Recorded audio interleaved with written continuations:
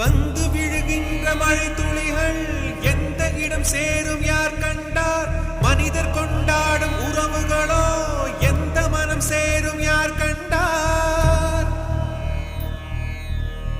மலைதனில் தோன்றுது கங்கை நதி, அது கடல் சென்று சேர்வது காலவிதி.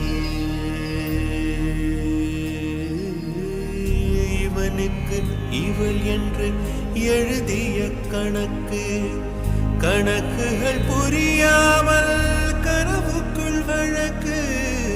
இவனுக்கு இவள் என்று எழுதிய கணக்கு, கணக்குகள் புரியாமல் கனவுக்குள் வழக்கு.